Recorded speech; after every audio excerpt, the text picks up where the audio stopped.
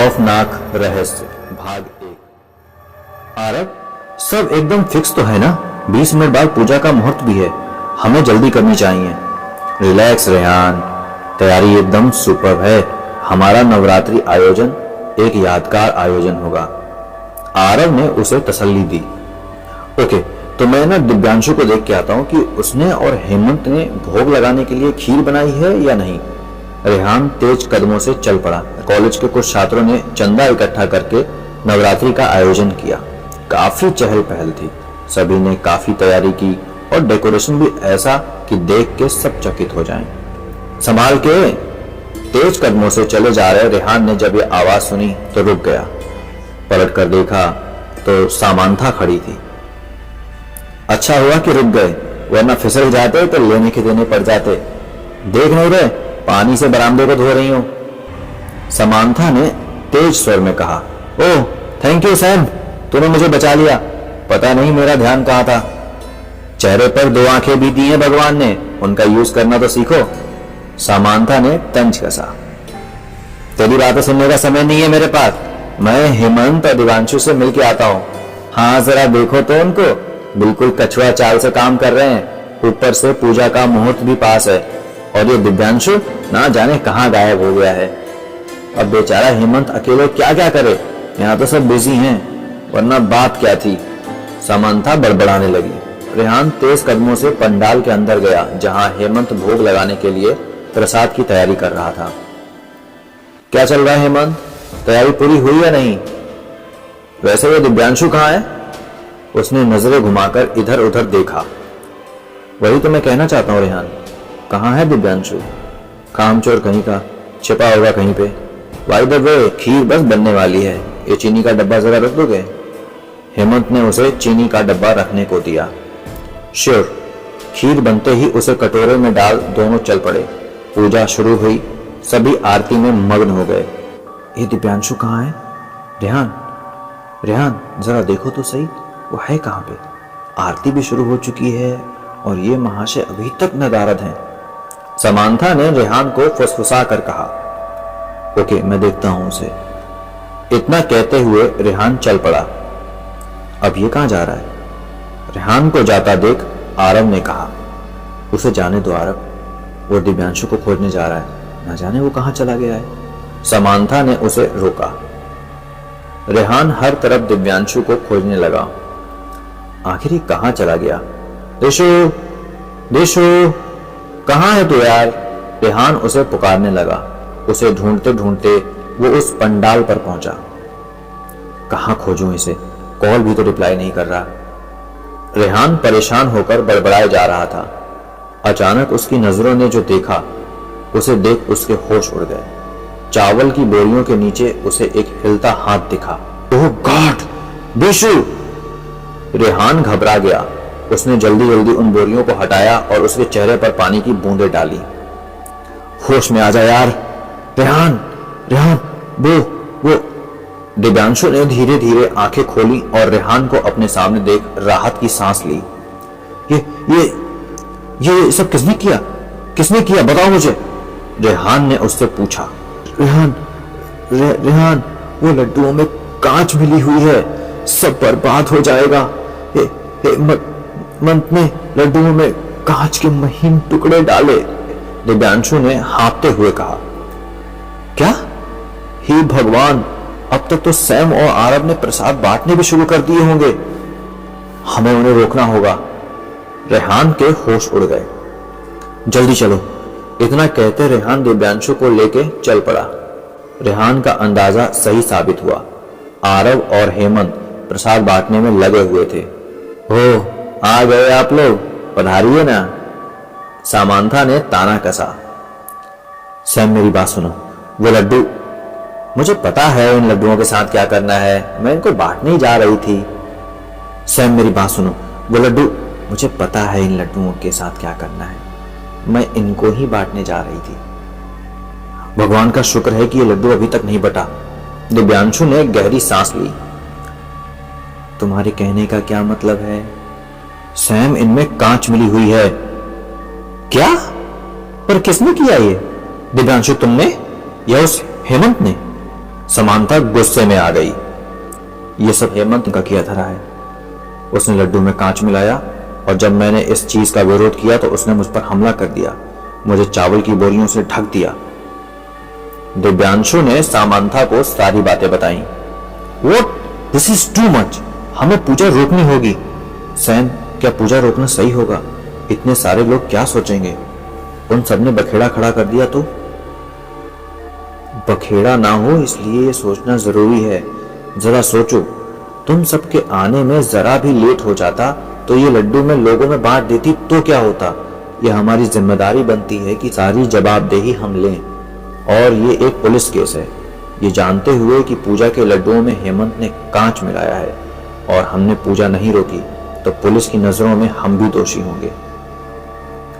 Sam सही कह रही है, ये पूजा रोकनी होगी और हमें हेमंत को पुलिस में देना ही होगा। काफी देर से चुप बैठे रेहान ने कहा। क्या हुआ? तुम सब इतने सीरियस क्यों लग रहे हो? बताओ क्या हुआ? और ये लड्डू अब तक यही है? चलो लाओ, मैं इसे ले जाता हूं। आरव ने आते ही समांथा से लड्डू की प्लेट लेने की कोशिश की। आरव एकदम चुप। और हेमंत, तुम्हें क्या लगा तुम प्रसाद के लड्डुओं में कांच मिलाओगे और हमें पता नहीं चलेगा? माता की पूजा में इतनी गिरी हुई हरकत। समांथा, मैं वो हेमंत, आज तेरी वजह से कितना बड़ा कांड हो जाता है, यहाँ कितना बड़ा पाप होने वाला था, अंदाजा भी है तुझे? रेहान उसके कंधों को झकझोरते हुए बोला। ये सारी बातें सुनकर आरव हैरान हो गया। कांच लड्डू में? बाकियों में तो कुछ नहीं था ना, क्योंकि वो तो हमने बांट दिया। आरव ने परेशान होकर पूछा। पता नहीं, हम कोई रिस्क नहीं ले सकते। आरव, तुम जाके अनाउंसमेंट करो कि पूजा रोक दी गई है और ये भी कह देना कि प्रसाद कोई ना खाए। समांथा ने आरव को काम सौंपा। ओके, मुझे करना पड़ा, उसने कहा था मुझे। हेमंत ने हकलाते हुए कहा। किसने? बोलो हेमंत, किसने? झील के आदमी ने बोला था। झील का आदमी? कौन है झील वाला आदमी? हेमंत की बात सुनकर सभी चौंक गए। मुझे नहीं पता। यह बात को घुमा रहा है रेहान, ये सच नहीं उगलेगा। मैं कॉल करता हूं पुलिस को। दिव्यांशु नंबर डायल करते हुए बोला। नहीं, मुझे जेल मत भेजो। वो उस झील वाले आदमी ने। कौन है वो? मुझे नहीं पता। हेमंत पसीने से तरबतर हो गया। किसकी बात कर रहे हो तुम? अपना झूठ छिपाने के लिए कुछ भी कहानी बना रहे हो? समांथा ने गुस्से में कहा। थोड़ी ही देर में पुलिस आ गई और हेमंत को ले गई। दिव्यांशु, आरव, रेहान और समांथा ने अपने अपने बयान पुलिस को दिए और फिर हेमंत को जेल हो गई। हेमंत को जेल गए बहुत दिन हो गए। आज दिवाली थी, सभी दिवाली की तैयारियों में लगे हुए थे। हाय सैम, बाजार में समांथा को देख रेहान ने कहा। ओह हाय, लगता है दिवाली पे काफी शॉपिंग की जा रही है। हाँ, अरे अभी कहाँ हुई मेरी शॉपिंग, अभी तो और भी बहुत कुछ लेना है, समांथा ने मुस्कुराकर कहा। I know you love shopping, by the way तुम्हारी हेल्प चाहिए थी। कैसी हेल्प रेहान? मुझे गर्ल्स वॉच लेनी है एज दिवाली गिफ्ट। किसके लिए? गर्लफ्रेंड के लिए। समांथा ने रेहान को चिढ़ाया। Seriously Sam, look, I am 100% single. You know me, right? Yes, mister Rehan, पर मुझे समझ नहीं आता कि तुम अब तक सिंगल क्यों हो। पता नहीं, जो भी हो, गर्लफ्रेंड नहीं है तो सवाल ही पैदा नहीं होता। और वॉच तो मैं अपनी मॉम के लिए खरीदना चाहता हूँ, रेहान ने मुस्कुराते हुए बोला। आंटी के लिए? चलो फिर देर किस बात की। दोनों वॉच की दुकान पर चल पड़े। रात होते ही पूरी कॉलोनी दियों की रोशनी से नहा गई। हर जगह पटाखे की आवाज गूंजने लगी। रेहान और आरव अपने सारे दोस्तों को दिवाली की शुभकामनाओं के साथ मिठाई बांटने में लगे हुए थे। काश आज हमारे साथ हेमंत होता। रेहान ने गहरी सांस ली। कुछ चीजें हमारे बस में नहीं होती रेहान। हेमंत ने जो किया उसे हम भूल नहीं सकते। आरव ने रेहान के कंधे को थपथपाकर कहा। जानता हूं आरव, पर कभी कभी मेरे दिल में ख्याल आता है कि उसने ऐसा क्यों किया आखिर। क्यों? क्या हमने हेमंत को समझने में भूल कर दी, या फिर बस कर रेहान, कितना सोचता है तू हेमंत के बारे में। अगर उसने भी हमारे बारे में इस तरह का सोचा होता तो ऐसी हरकत कभी ना करता। ये ले, समांथा का भी घर आ गया, चल चल के उसको दिवाली विश करते हैं, आरव ने कहा। दोनों ने दरवाजा खटखटाया तो समांथा की मां ने दरवाजा खोला।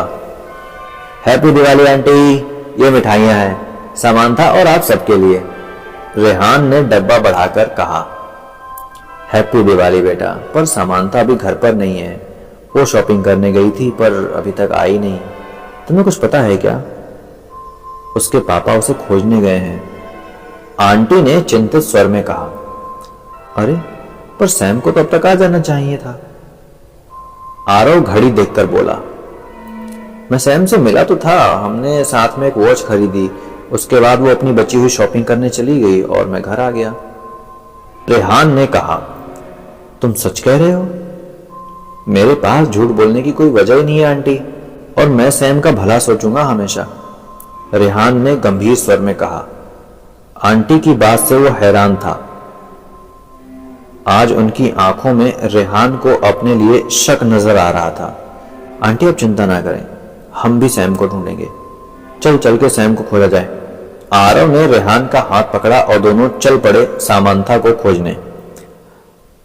जहां तक मुझे पता है सैम ने कभी अपना फोन स्विच ऑफ नहीं रखा, आरव उसे कॉल करते हुए बोला। आरव, हमने साथ में मेरी मां के लिए वॉच खरीदी और फिर वो बची हुई शॉपिंग करने चली गई और मैं घर आ गया।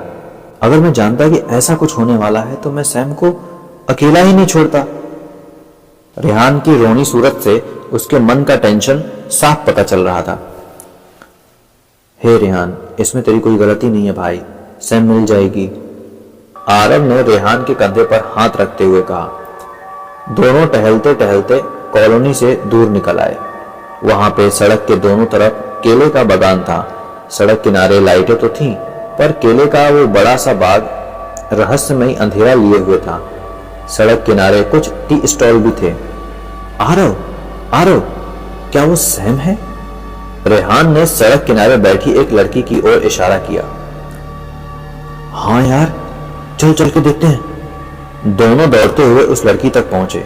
उनका शक सही था, वो समांथा ही थी, पर उसकी हालत देखकर दोनों दोस्तों के पैरों तले जमीन खिसक गई। समांथा के मुंह से खून टपक रहा था और उसके चेहरे पर कई जख्म थे। Oh my God, Sam, Sam, क्या हुआ तुम्हें? रेहान के तो होश ही उड़ गए समांथा को ऐसे देखकर। सैम, सैम, क्या हुआ है? कुछ तो बताओ, आरव ने सवाल किया। समांथा किसी पुतले के माफिक बैठी हुई थी। उस पर रेहान और आरव के सवालों का कोई असर नहीं हो रहा था। ऐसा लग रहा था जैसे वो नींद में थी। सैम, कुछ तो बोलो, चलो उठो, चलो घर चलो, अंकल आंटी काफी परेशान हो रहे हैं। आरव ने उसका हाथ पकड़कर उसे खड़ा करने की कोशिश की, पर अगले ही पल वो चौंक गया। सैम, तुम्हारी बाह पर वो निशान कैसा है? हे भगवान, इससे खून भी बह रहा है। रेहान, ये क्या हुआ समांथा को? आरव चिंतित स्वर में बोला। सैम, सैम, ये हमें जवाब क्यों नहीं दे रही है आरव? रेहान को कुछ समझ नहीं आ रहा था। ये तो मुझे भी नहीं पता रेहान, समांथा की ऐसी हालत कैसे हो गई? आरव परेशान होकर बोला। दोनों किसी तरह समांथा को लेकर घर पहुंचे। समांथा की मां उसकी हालत देख के घबरा गई। उसके पापा भी अब तक आ चुके थे। सैम, बेटा क्या हो गया तुझे? उसकी मां ने पानी की बोतल लाके उसके मुंह को धोया और पानी भी पिलाया। क्या किया है तुमने मेरी बेटी के साथ? उसकी ये हालत कैसे हुई, बताओ। उसके पापा ने रेहान का कॉलर पकड़ लिया। अंकल, अंकल, अंकल मेरी बात सुनिए, मुझे नहीं पता कि समांथा की ऐसी हालत कैसे हुई। हमें तो आंटी ने बताया कि सैम अब तक घर नहीं लौटी है, तो हम उसे खोजने चले गए। अरे बताना तू। अंकल, रेहान ठीक कह रहा है, सैम तो हमें वहां उस केले के बागान के पास मिली थी, हमने तो बस उसकी मदद की है। आरव ने बात साफ की। और अंकल आंटी, आप लोग तो मुझे बचपन से जानते हो ना, मैं सैम का बेस्ट फ्रेंड हूं, भला मैं उसे क्यों चोट पहुंचाऊंगा? रेहान लगभग गिड़गिड़ाते हुए बोला, मैं कुछ नहीं सुनना चाहता। तुम मिले थे ना मेरी बेटी से शाम को, हैं? बताओ क्या किया तुमने उसके साथ? ये तो कोई लॉजिक नहीं हुआ। मैं मानता हूं कि मैं मिला था सैम से और हमने साथ में वॉच भी खरीदी, पर इसका मतलब ये कहां निकलता है कि मैंने उसे चोट पहुंचाया? Uncle, aunty, please trust me, मैंने कुछ नहीं किया है। रेहान ने कहा, अंकल आप रेहान को प्लीज ब्लेम मत करो, वो भला ऐसा क्यों करेगा? आरव ने रेहान की साइड ली। दफा हो जाओ मेरे घर से और आइंदा मेरी बेटी के पास मत दिखना, वरना मुझसे बुरा कोई नहीं होगा। अंकल सैम को डॉक्टर की जरूरत है और मैंने कहा ना दफा हो जाओ, और मुझे सब पता है, मुझे मत सिखाओ। रेहान चल यहां से चल। आरव रेहान का हाथ पकड़कर खींचते हुए बाहर की ओर बढ़ चला। ये सब क्या हो गया यार? समांथा की यह हालत कैसे हुई? मुझे उसे अकेले नहीं छोड़ना चाहिए था, शायद ये मेरी ही गलती है। काश मैं उसे अकेला नहीं छोड़ता।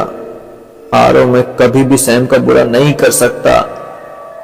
रेहान रुआंसे स्वर में बोला, तेरी गलती नहीं है रेहान, ये जो कुछ भी हुआ वो बेहद दुर्भाग्यपूर्ण है। अपने आप को ब्लेम मत कर यार।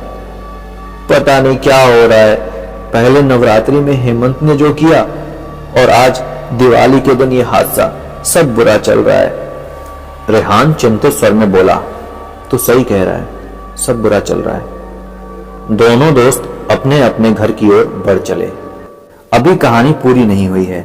समांथा के साथ ये क्या हुआ, किसने किया और क्यों किया? आखिर वो कौन था जिसने लड्डू में कांच मिलाने को कहा था? इन सब का जवाब मिलेगा आपको आगे आने वाले पार्ट में, तो बने रहिए इस कहानी में हमारे साथ। जल्दी ही हम इसका अगला पार्ट भी लेकर आएंगे। कहानी अच्छी लग रही है तो लाइक कीजिए, कुछ कहना चाहते हैं तो कमेंट कीजिए, चैनल को कर लीजिए सब्सक्राइब। अद्भुत चैनल आप सबके मंगलमय होने की कामना करता है। धन्यवाद।